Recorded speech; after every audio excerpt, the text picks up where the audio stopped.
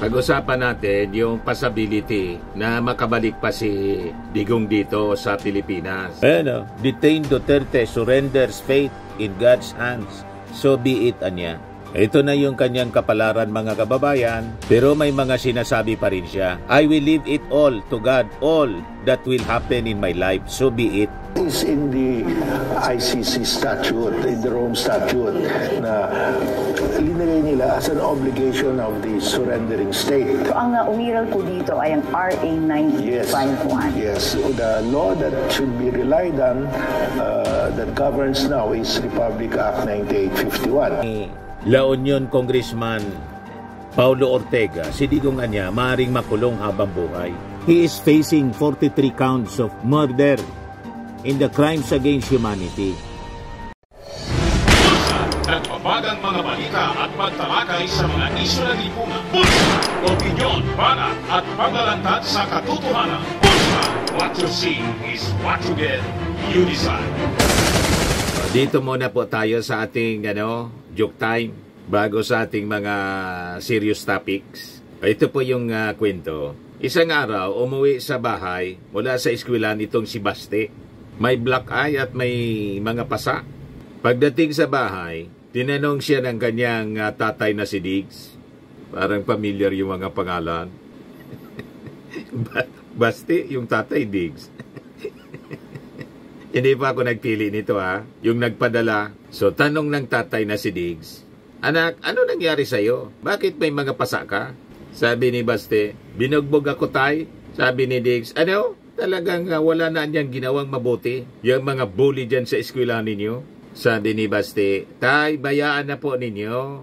Sabi ng tatay, "Hindi pwede. Bukas na bukas, i-report natin yan sa principal niyo." Sabi ni Basti, "Wag na po, tay."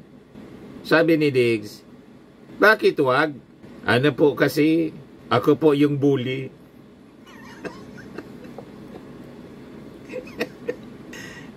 si Basti pala yung bully, kaya pinagtulungan na bugbukin. Yun ang nakuha ni Bully Basti. Hindi po ako may gawa nito Pinadala lang po ito ng tagapanood natin. Matik na, 200 pesos. Kasali ka na rin sa monthly draw. 5,000 yung mabubunot natin. At yung di mabubunot po, kasali pa rin sa December po. Ang grand prize, 10,000 pesos. Ayos na. Dito na tayo sa ating topic, mga kababayan. Pag-usapan natin yung possibility na makabalik pa si Digong dito sa Pilipinas. Kasi may mga umaasa pa po.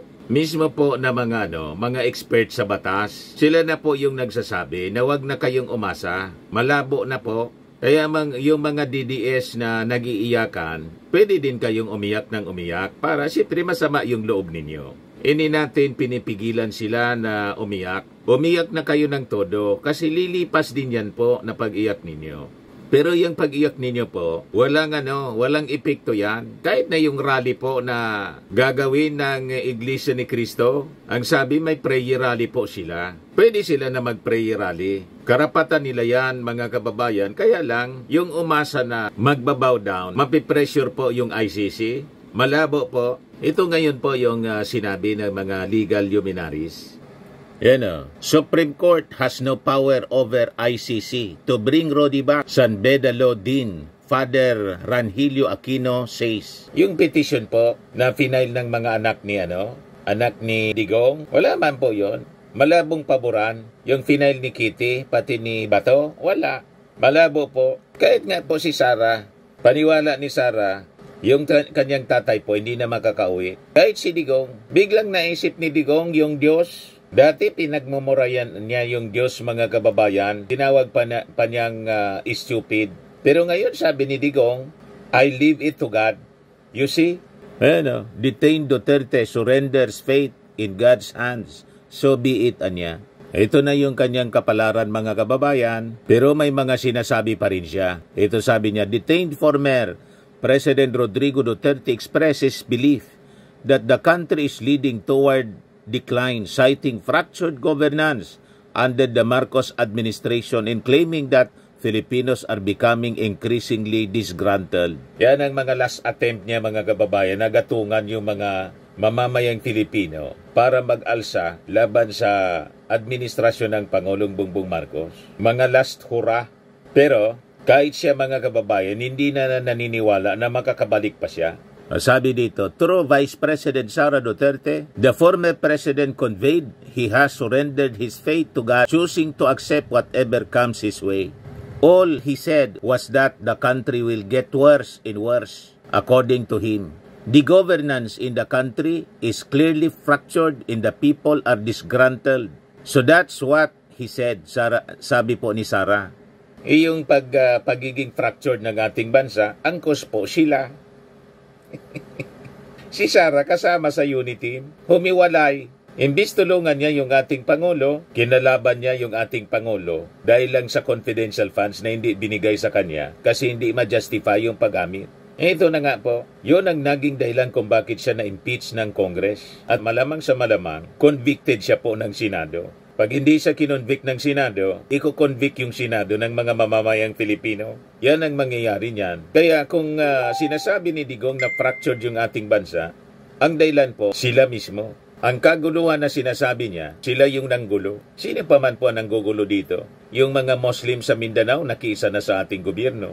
Yung mga NPA po, marami na yung nag-surrender. Yung mga militant, pati nga po yung mga congressmen na allied sa mga yung Makabayan Black, sila nga yung nag-sponsor po sa pag-impeach kay Sara. You see? Kaya yung mga statement po nila, baseless. Kaya sabi ni Digong, I will leave it all to God. I will leave it all to God. All that will happen in my life, so be it. So he is now resigned to his fate. Iniatang na niya sa kamay ng Diyos kasi alam niya lahat ng mga efforts nila na makabalik pa rito, malabo pa mga kababayan sa sabaw ng pusit. Kasi nga, ang may kagagawa nito, sila man lang. Lahat ng kasalanan, wala man nag-udyok sa kanya dahil sa kanyang arrogance. Ito yung sinapit nila. Sabi sa Bible, ulit-ulit nating sinasabi, pride comes before destruction. So ang nakikita natin, mga kababayan, we're actually witnessing the end of the political career ng mga Duterte. Pagtatapos ng Duterte dynasty. Kasi malabo na po na may makipag-alyado pa sa kanila in the future. Kasi mahilig silang manumbat. Di ba?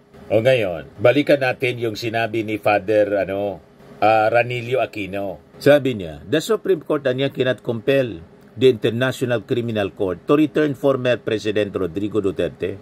Sa interview po ni Pinky Webb sa Billionaire News Channel, sabi ni Aquino, the Supreme Court unfortunately has no ascendancy over the ICC. It has no power to command the International Criminal Court to return President Duterte to the Philippines. Paliwanag po ni Aquino na ang Supreme Court yung jurisdiction ng Supreme Court is limited to determining whether Duterte's arrest in the subsequent surrender to the ICC were lawful. However, he expressed confidence that the court would ultimately find no violations in the process that led to Duterte's transfer. Kaya yung sinasabi po ng mga kalyado ni Digong, pati ni Amy Marcos na unlawful yung arrest, malabo pong paboran ng Supreme Court yun. Ang nagsasabi na mismo, isang magaling na abogado, Lodin, si Father Ranilio Aquino. Yan sabi niya, the only thing the Supreme Court can do is to determine the legality of the arrest, the legality of the surrender of the former president to the ICC. And even on that point, I think that the Supreme Court will find that there has been no illegality committed. Ganon din po yung sinabi ng mga international law expert. Walang illegality. Yan sabi ni Attorney Joel Botuyan, no need for ICC, warrant to pass through local court, Duterte arrest, valid. Si Botuyan po, ICC accredited lawyer. Kaya sinabi ni Sara na warrantless arrest yung nangyari. Maniwala ka kay Sara? Malabo yung batas ni Sara, pati ni Digong. Yan yung argumento niya, ni Sara. Warrantless arrest because the ICC warrant against him is invalid unless reviewed by a local court. But according to Butuyan, the validity of the arrest warrant is based on two things, Domestic Law o Republic Act 9851 which is the Philippine Act on Crimes Against International Humanitarian Law, Genocide, and Other Crimes Against Humanity, and Article 59 ng Rome Statute. Yan yung paliwanag niya. Regarding compliance with Article 59 of the Rome Statute, paliwanag ni Butuyan, the ICC niya has an earlier decision on the binding effect of this article in relation to the requirement of the arrest having to go through domestic judicial authority. Sabi niya, in 2015 decision niya in the case against Uganda's Dominic Ongwen, the ICC said there is no duty on the arresting country to follow the procedure under Article 59. Kaya niya, no need for the arrest to go through domestic judicial authority for as long as the substance of Article 59 is complied with, which is verifying the identity of the subject of the warrant and ensuring that the rights of the suspect are respected. And in Duterte's case his Miranda rights were read to him, and he also had lawyers with him during the arrest. Kaya malabo po yung mga argumento ni Sara Duterte. Alam nila, hindi na makakabalik dito si Digong. Kahit po si dating Supreme Court Senior Associate Justice Antonio Carpio, yun ang sinasabi. Yan pakinggan natin yung interview ng PT before. There's no violation because we have that law allowing the government to surrender. And in the case of ICC, they will not inquire how you were brought there. Basta andun ka na, they will proceed with the trial. Singit ko na rin po yung sinasabing dapat ipresenta muna sa local court ang nasasakdal. Yeah, that is in the ICC statute, in the Rome Statute, na linagay nila as an obligation of the surrendering state. Pero that applies if you are a member of ICC. Hindi na tayo member Yung sinurrender natin si Duterte, sinurrender ng government si Duterte, we are no longer a member of ICC. So we don't have to comply with that. So ang umiral po dito ay ang RA 951. Yes. The law that should be relied on that governs now is Republic Act 9851. We surrender. So tapos na po, mga kababayan. Kahit magsirko-sirko pa yung mga DDS dito, kaya ang dapat, mga kababayan, may mag-migrate na sila doon sa Netherlands. Si Sara, isa din sa akusado. Si Bongo, si Bato, kasama si Bato. Mga kababayan, in fact, it is just a matter of time. Kaya hindi na makita si Bato ngayon. Hindi na makakampanya. Nagtago na si Bato. You see? Ngayon, sabi ni La Union Congressman Paulo Ortega, si Digong niya maaaring makulong habang buhay. He is facing 43 counts of murder in the crimes against humanity. One conviction alone niya for its count or killing is more than enough to put him away. Sabi po ni Ortega. So paliwanag ni Ortega, sa ilalim niya ng batas ng ICC, ang mga paglilitis kaugnay sa mga kasong mass murder ay tumatagal ng 5 hanggang 6 na taon. At si dating Pangulong Rodrigo Roa Duterte ay may kinakaharap na 43 counts of murder. At least in ICC, we are assured of a very fair trial where nobody, both in the camp of Duterte or even the Philippine government, can exert any form of influence for the judges to rule in their favor. Kasunod nito, muling iginiit ni Ortega na ang kaso ni Duterte ay isang halimbawa para sa mga world leaders na alalahanin na pansamantala lamang ang kapangyarihan nila kung kaya't hindi dapat ito inaaboso. World leaders niya should avoid hubris but should rather practice humility. Presidents come and go, and even dictators fade away too, sabi po ni Ortega. Yung sobrang tiwala, self-confidence po, at kahambugan, ay sabi nga natin binanggit natin paulit-ulit, pride comes before destruction. And an haughty spirit before a fall. Ibig sabihin ng haughty spirit, yung arrogance, sobrang pagiging arrogante niya. Yun mismo ang description ng mga Duterte. Kaya tingnan ninyo, yun ang inabot nila. Hanggat hindi nila binago ang kanilang pagkatao, yun ang direksyon talaga, mga kababayan, pati ng kanilang mga supporters. Yun ang direksyon na kanilang kahihinatnan. Hindi yan po, tawag dito sa amin, bubuklason. Ano ba yun sa Tagalog? Ang ibig kong sabihin, yun ang talagang destino. Distraction ang destino po ng isang tao na masyadong arugante. Yun ang ibig sabihin ng sinabi ni King Solomon sa Proverbs 16:18. Pride comes before destruction and a haughty spirit before a fall. Naintindihan na ninyo mga DDS? Kaya, ang unsolicited advice ko sa inyo, tigilan ninyo ang pagiging arugante. Ang tatapang ninyo Masyado ninyong in-underestimate ang kakayahan ng ating Pangulong Bongbong Marcos. So ito ngayon ang inabot ninyo. Nasobrahan kayo kasi ang tingin ninyo, dahil mabait yung ating Pangulong Bongbong Marcos, hindi masasagad yung kanyang kabaitan. Nasagad po. Pati nga kay Super Ate, nasagad na yung ating Pangulo. Nilaglag tuloy. Hindi na in-endorse. Malamang matalo. You see? Ngayon, magpiprayer rally yung Iglesia ni Cristo. Kung ako sa inyo, manahimik na lang po kayo. Sabi diba sa Bible, render unto Caesars what is Caesars, and unto God what is God's. Pabayaan ninyo ang ating gobyerno na magtrabaho ng kanyang trabaho. At yung trabaho ninyo, o di doon din kayo mag-focus.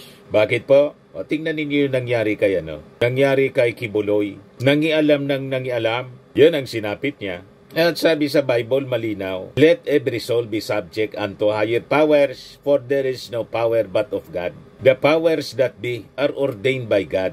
Whosoever resisted the power, resisted the ordinance of God. Kaya pasakop kayo sa gobyerno. Yan ang malinaw dyan. Ang mga Duterte, wala na. Hindi sila ang gobyerno. Ang administrasyon ngayon, Marcos, siya ang presidente ngayon, pasakop kayo. Yan ang unsolicited advice natin. Hindi kayo magkakamali pag ganun ang ginawa ninyo. Ito naman po, Firmax Firming and Lifting Cream, pinapahid po sa mga pulses in affected area. Mainam po sa paninigas ng mga kasukasuan. Ito naman po, Automax Radiant Serum. Sa mukha naman yung application, anti-aging po siya. You will look 10 years younger than your age. Sa mga cancer patients naman po, baka lang gusto ninyo itong itry. Ning siya Red Mix Fruit Drink. Hindi mo po siya gamot, food supplement siya. Kaya lang, gawa siya mga kababayan sa goji berry. Yung goji berry, may anti-cancer properties. O ngayon, yung mga inquiries ninyo, dumiritso na lang kayo sa aming messenger sa Facebook para masagot namin agad. Ayos pa? Ayos na ayos niya, Mr. Maravilla. At sa mga naghanap po ng malinis and spacious fitness gym, pumunta lang po kayo sa aming Colossal Fitness Gym. May Grab car rental din po kami. Ito naman po yung bago naming product na binibenta online. Eye Glow Serum, whitening po siya. Tingnan ninyo yung epekto sa aking anak na architect before and now. Yung mga inquiries po ninyo, dumiretso na lang kayo sa kanyang Facebook account, Riz Maravillas.